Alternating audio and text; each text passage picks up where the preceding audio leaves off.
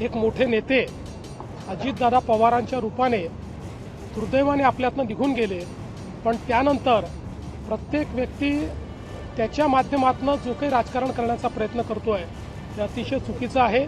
अशा प्रकारचं खालचं राजकारण बंद झालं पाहिजे. ऑटोमोबाईल क्षेत्रातली इन्व्हेस्टमेंट ही विदर्भात नागपूरमध्ये आलेली आहे. महिंद्रा अँड महिंद्रा ही अतिशय आधुनिक नेक्स्ट जेन अशा प्रकारचं जे त्यांची कार आहे, SUV आहे, तिची फॅक्टरी इथे टाकते. ही इंटिग्रेटेड फॅक्टरी असेल ज्यातनं EV cars, next gen cars आणि त्यासोबत ट्रॅक्टर्स अशा दोन्ही गोष्टी असतील. ही इंटिग्रेटेड पद्धतीची महिंद्राची सगळ्यात मोठी फॅक्टरी असेल आणि यासोबतच छत्रपती संभाजीनगर आणि नाशिकमध्ये देखील ते इन्व्हेस्टमेंट करतायत. त्याचं अनाउन्समेंट त्यांनी केलं आहे. जवळपास 15,000 कोटीची इन्व्हेस्टमेंट आहे आणि 1600 एकर जागा आम्ही त्यांना देतो. यामुळे मोठ्या प्रमाणात एम्प्लॉयमेंट तयार होणार आहे. तसंच या ठिकाणी स्मेल्टिंगच्या क्षेत्रामध्ये चांगली इन्व्हेस्टमेंट झाली आहे. EV ऑटोच्या क्षेत्रात इन्व्हेस्टमेंट झाली आहे. मोठ्या प्रमाणात गुंतवणूक ही आज या कार्यक्रमाच्या माध्यमातून नागपूर आणि विदर्भात आलेली आहे. रोजगार निर्मितीसाठी किती मोठा फायदा आहे महिंद्राचा विचार केला तर जवळपास 10,000 लोकांना रोजगार मिळेल.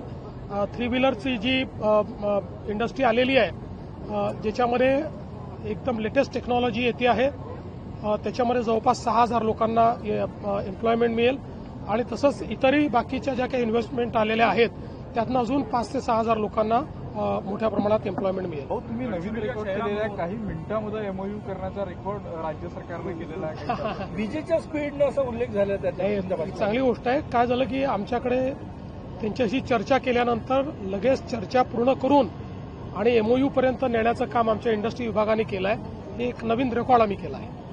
सुनील तटकरे यांनी खंत व्यक्त केली की सातत्याने पराभवाबद्दल मला जबाबदार धरण्यात येतं. त्याच दरम्यान शिवसेनेचे रामदास कदम यांनी त्यांच्यावर आरोप केला. अजित पवार गेल्यानंतर सुनील तटकरे यांनी गलिच्छ राजकारण केलं. शरद पवार यांना शह देण्यासाठी तटकरे यांनी वहिनींना शपथ घ्यायला लावली.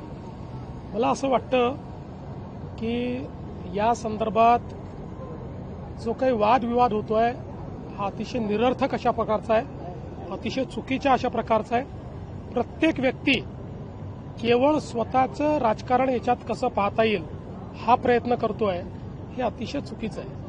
बघा, शेवटी राज्याचे उपमुख्यमंत्री, राज्यातले एक अतिशय प्रसिद्ध व्यक्तिमत्व असलेले एक मोठे नेते अजितदादा पवारांच्या रूपाने दुर्दैवाने आपल्यातनं निघून गेले, पण त्यानंतर प्रत्येक व्यक्ती त्याच्या माध्यमातून जो काही राजकारण करण्याचा प्रयत्न करतोय ते अतिशय चुकीचं आहे. अशा प्रकारचं खालचं राजकारण बंद झालं पाहिजे.